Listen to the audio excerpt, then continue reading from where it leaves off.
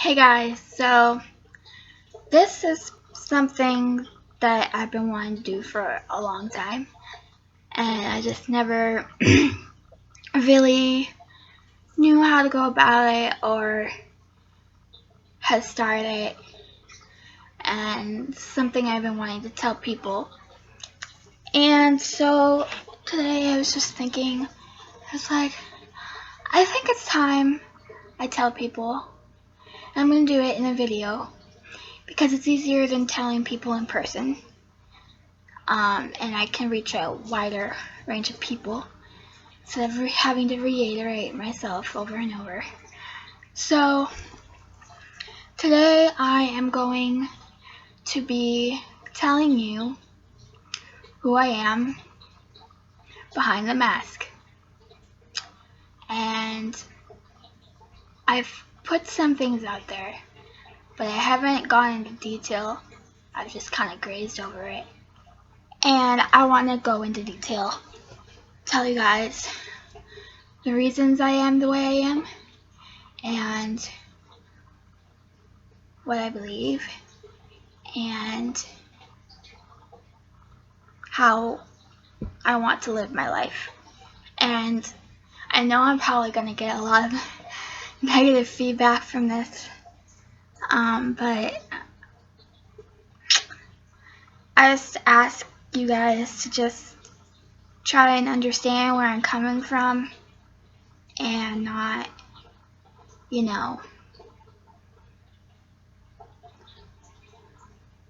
I guess just not like lecture me. I've heard the lectures. I've heard everything. So, first off, I'm gonna start with my sexuality, and I have put this out there already. But like I said, I'm gonna go into more details why I am who I am. And I identify as asexual and aromantic, which means that I am not interested in sex, and I am not interested in romance. I do not find it appealing, and so I find other ways to satisfy myself for how I want to be loved. And some people might think it's weird, but I know about sex. I know what sex is. I have learned. And it sounds disgusting to me, to be honest. It sounds like the equivalent as being as pleasurable as drinking your own pee, in my mind. I do not find it at all pleasurable or desirable whatsoever, and there's nothing wrong with me. I'm normal in that area. It's not something that, there's nothing that happened to me to make me the way I am. I just have always been that way. Since I've had the talk, I've always been that way. And it's not that I haven't found the right person yet. It's just, I just don't find it appealing. It's not what I look for in a relationship. I want a friendship. My valuable friendships are just as important to me as having a partner is to most other people.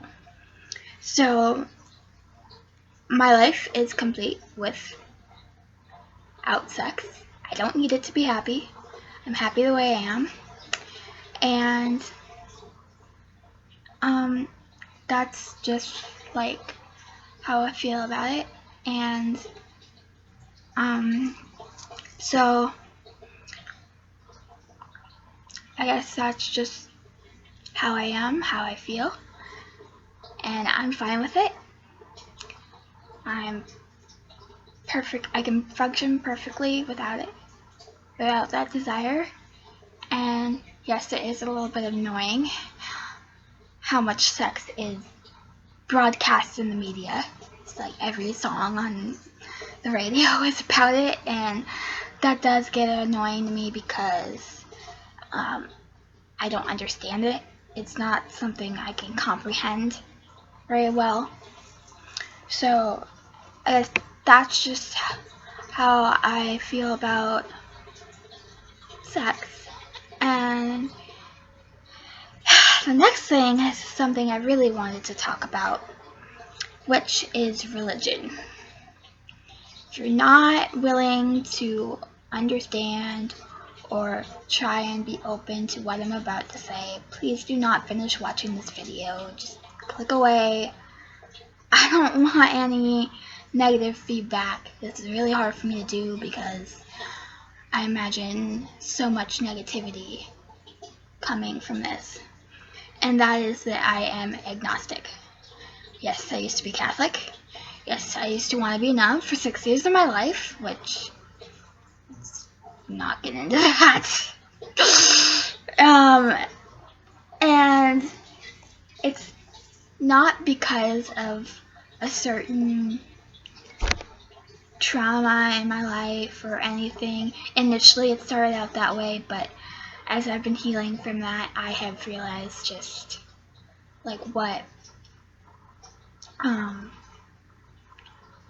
it really is, and like what Christianity really is, and it just doesn't make sense. There's so much contradiction and so much hate in the Bible that I just don't approve of it, and it just doesn't make sense. It's like, how could I have believed this for so long? I feel like I was brainwashed. But yeah, so basically, I didn't say this, but agnostic means that you don't believe in a God, you don't really believe in anything, but you are open to the possibility of there being something, but you don't have proof to disprove or prove anything, so you're just kind of like, whatever, you know, just going about with my life. I don't need to deal with that because it's just not relevant. And when I first started, this started happening. It's been a process for me to end up like this, but it started about a year and a half ago, and just with the things I've been experiencing over this past year and discovering who I am and how I really feel about the world has really kind of opened me up to that possibility and just kind of closed that door in my life because it's not relevant. I don't need it to be happy. I can be happy without Christianity. I don't want to be living in fear of going to hell if I mess up.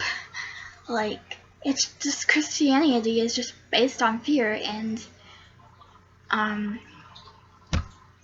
just uses fear to control you, and I don't like that. I have enough fear in my life as it is, having severe anxiety, and I don't need that extra fear to worry about. I don't need anything else to worry about. So and just like to show you guys some examples of what the Bible actually says. I have a Bible right here, and I have some verses that I'm going to look up. I have them, I searched them on the internet, and I'm going to look them up in this actual Bible to show you guys that they are really there. If you want, you can look them up yourself if you don't believe me.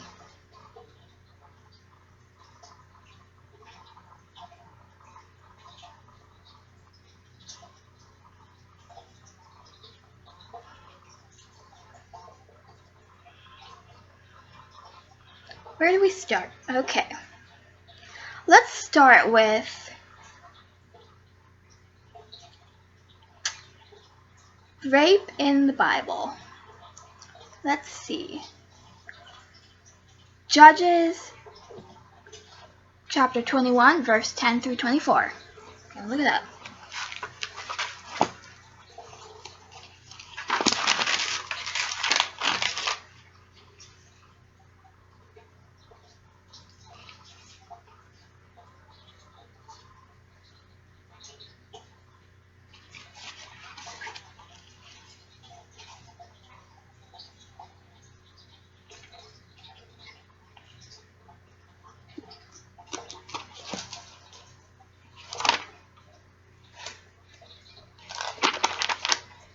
Okay, and I don't want to hear any other crap about the Old Testament.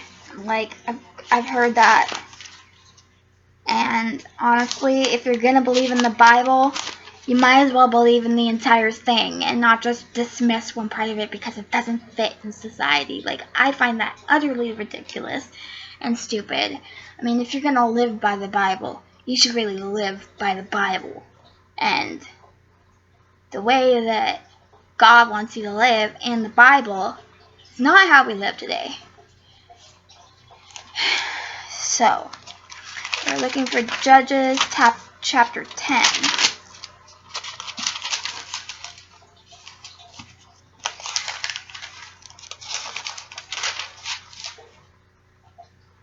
Okay, and it's verses 10 through 24. And I have not read these yet.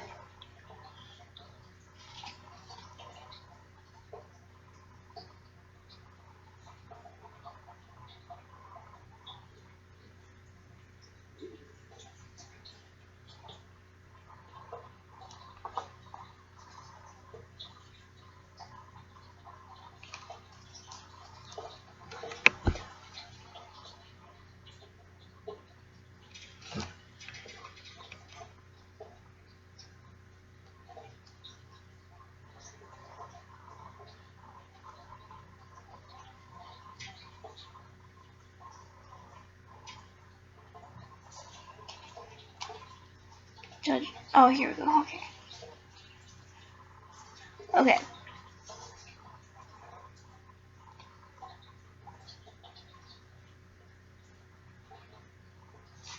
Wait a minute. Okay, okay, that's chapter 10. Okay. What? Hold on. It's gonna be a really long video, guys. Sorry. Frick. Oh. Judges chapter 21. That's why it didn't look right. Judges.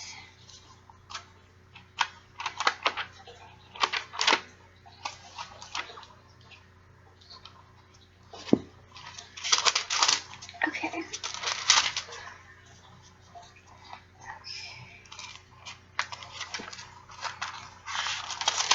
Judges.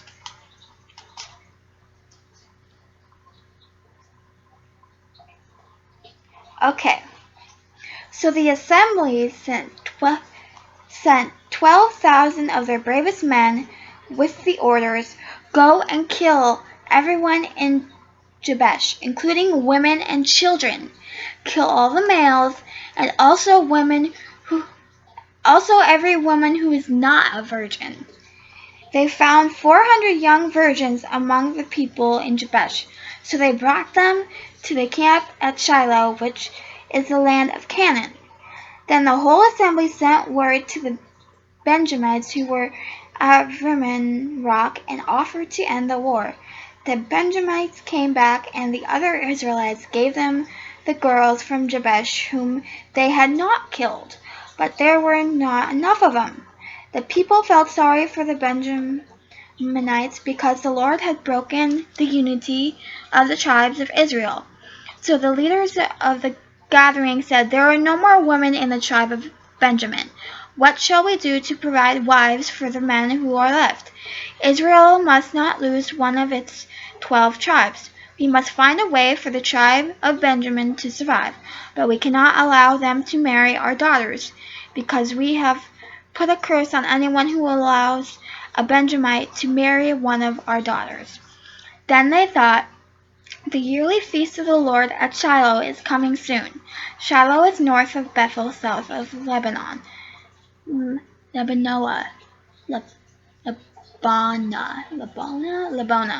and east of the road between Bethel and Shechem. They told the Benjamites, "Go and hide in the vineyards and watch when the girls of Shiloh come out to dance during the feast. You come out of the vineyards, each of you take a wife by force from among the girls and take her back to the territory of Benjamin with you. If their fathers or brothers come to you and protest, you can tell them, please let us keep them, because we did not take them from you in battle to be our wives. And since you did not give them to us, you are not guilty of breaking your promise. The Benjamites did this. Each of them chose a wife from the girls who were dancing at Shiloh and carried her away. Then they went back to their own territory, rebuilt their towns, and lived together. At the same time, the rest of the Israelites left, and every man went back to his own tribe and family and went to his own property. Well, there you have it. They kidnapped these girls and made them be their wives. That's Judges chapter 21, verses 10 to 24. I read it from the Bible. Go look it up. Okay? You want more proof? I'll give you more proof. There are so many messed up things in the Bible. So there we have rape. Let's see what else. How about ritual human sacrifice? That's a thing that they do in witchcraft, and witchcraft is evil, and that is Satanism. And we don't like Satanism because it's scary. Okay. So, Christians don't do human sacrifice, right? Okay, let's find out.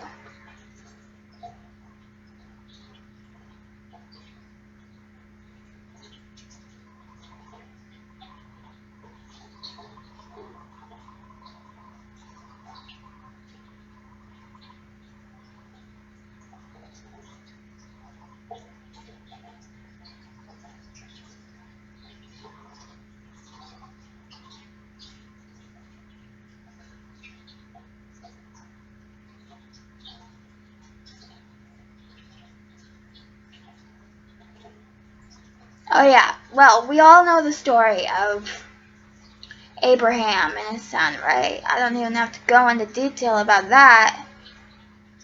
Firstborns. You know what? I don't even need to look this up. Okay, we all know the story. Okay, Egypt. Moses. Killing firstborns. Killing all the firstborns. Killing Abraham's son. I don't even need to look that up. Like, everybody knows this story, and everybody's totally fine with it. Like, oh yeah, no, God didn't make him do it. But he said, oh, if you really love me, you will kill your only son for me.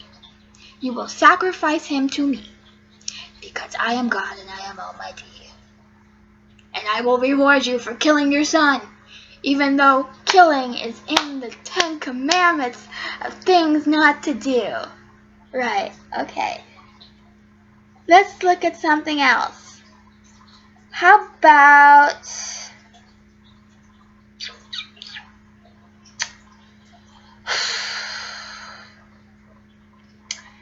Well, we already got murder in the Bible with that last one. I want to find a specific one about rape, which I find utterly ridiculous.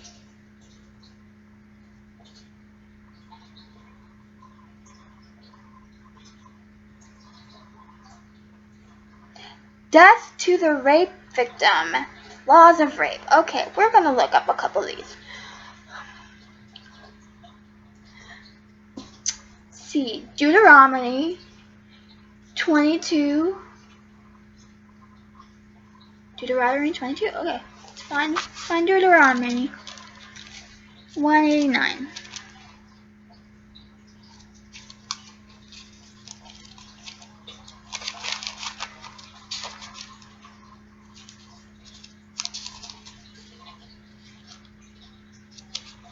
How many of you have actually read the Bible, like full on through? Because if you have read the Bible, then you would feel the same way. So, here we have Deuteronomy. And we are going to look for chapter 22.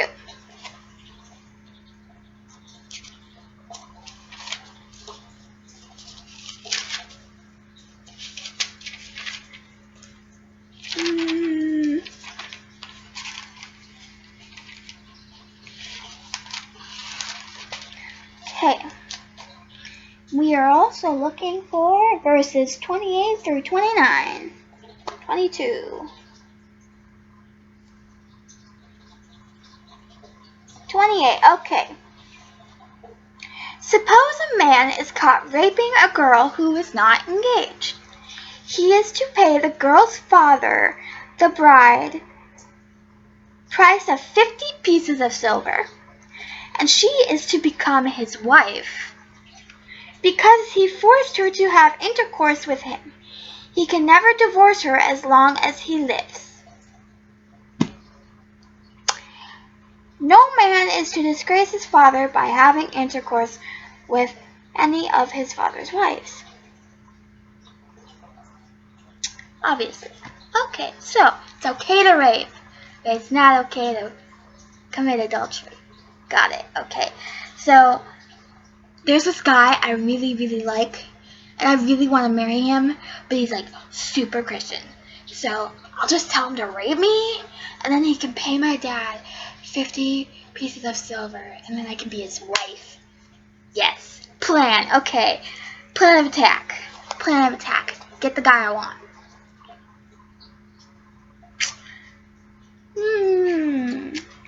What else?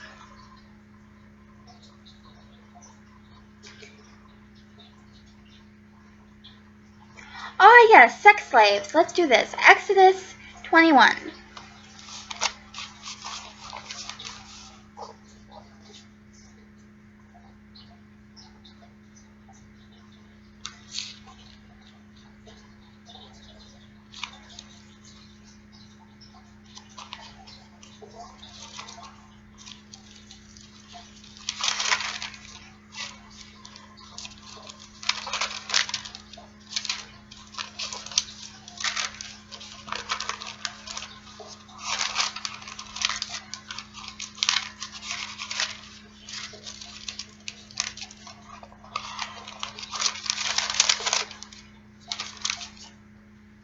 Okay, Exodus 21.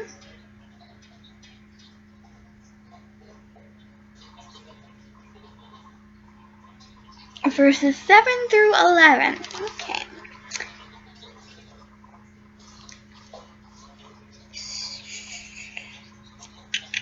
7. Okay, here we go. If a man sells his daughter as a slave, she is not to be set free, as male slaves are. If she is sold to someone who intends to make her his wife, but he doesn't like her, then she is to be sold back to her father. Her master cannot sell her to foreigners because he has treated her unfairly.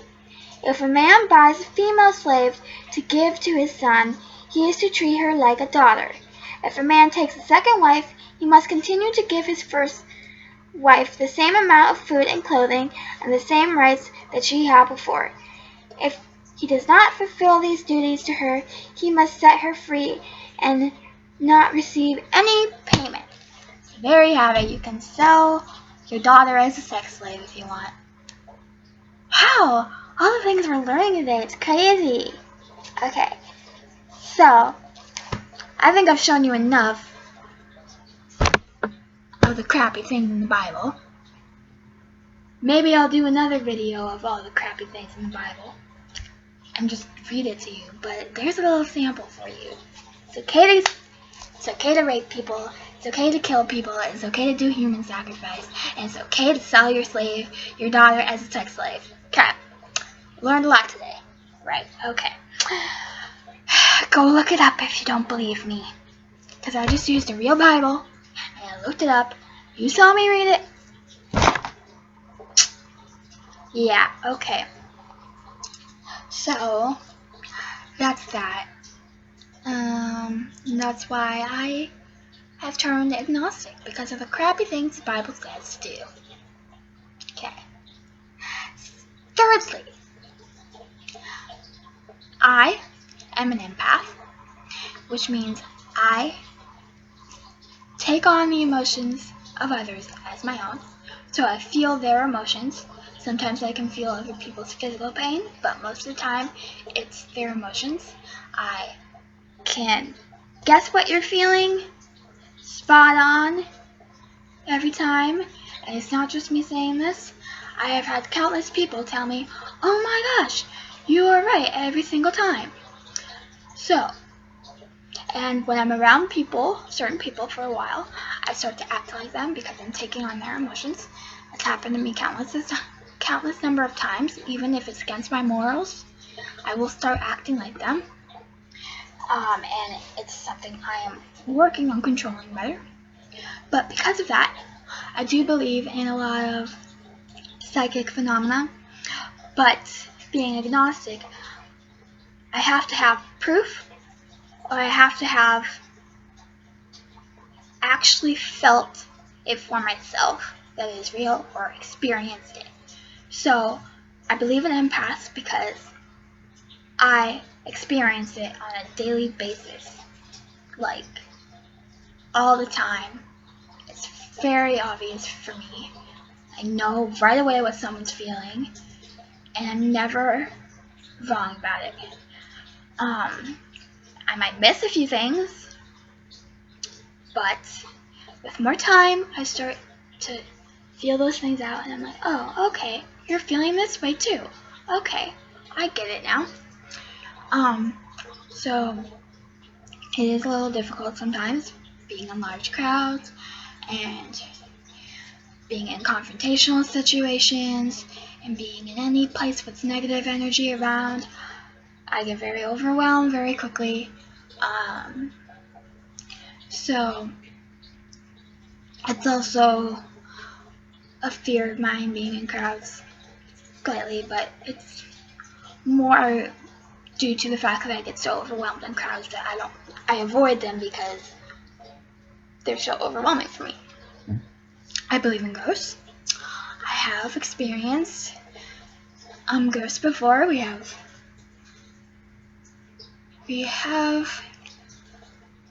a ghost here attached to our printer. That sounds weird, but it's true. This little girl was printing out all these little Disney pictures and Disney projects like Snap every day. She stopped. It slowed down quite a bit because I acknowledged, oh, I think that there's a ghost here.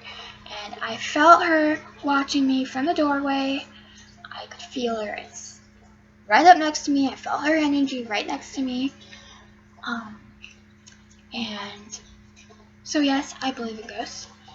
And I have had experiences with ghosts. I went to a place once that I didn't know at the time was haunted, but there had supposedly been like demonic rituals or something there. I don't know if I believe in demons or not, but I do believe in malevolent spirits. Not necessarily sure if it's demons or not, but at the time I didn't realize it was that way. I found out later, but second we got there, it was like this. Like, I felt the negative energy everywhere, and I was just like, let's get out of here. There are people watching me. I feel it. It's not good. It is not positive energy that is watching me right now. And if you've seen the photos of my photo shoot I did with Zoe, shout out to Zoe, hello. Yeah, so that was where that was. It was this abandoned place, and I was like, oh, this is odd. At the time, I thought just because it was big and empty, but I wasn't quite sure. I was like, I think this place is haunted. Yeah. And then I found out later it was. So that was me not knowing. Telekinesis exists because I have seen it.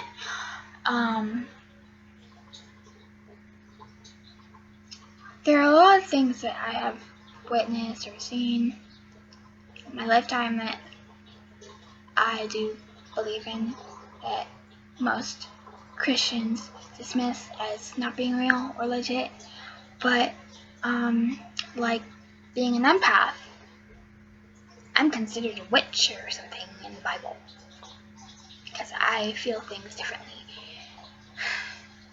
and that's not good in the Bible.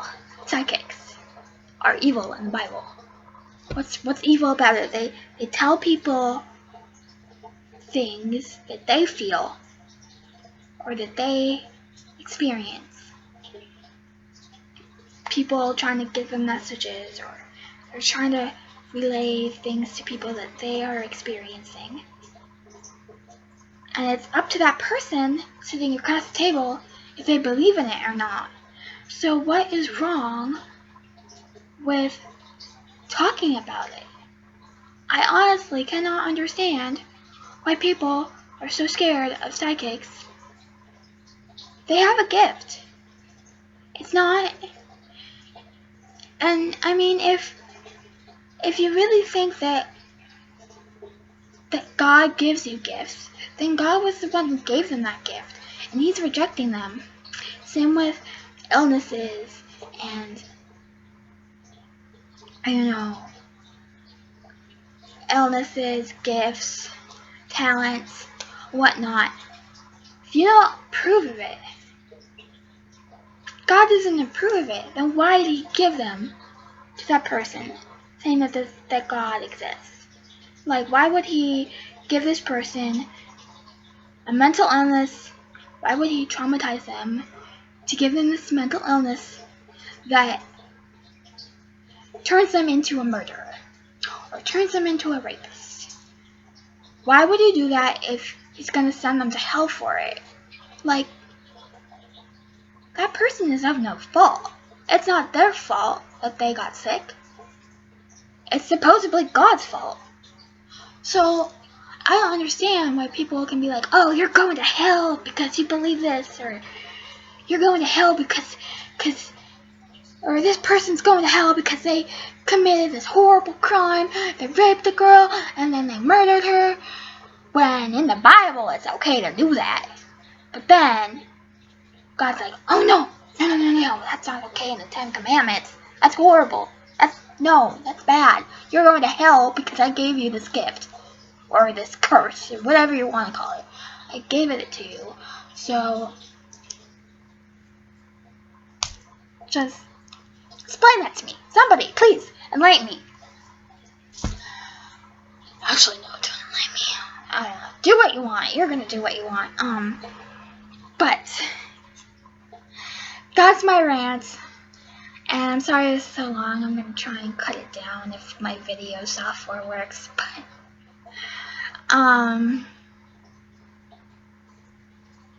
yeah, this is me without the mask. I'm asexual, aromantic. I'm agnostic. I'm an empath. And I believe in things that I experience and things that I've seen. Thanks.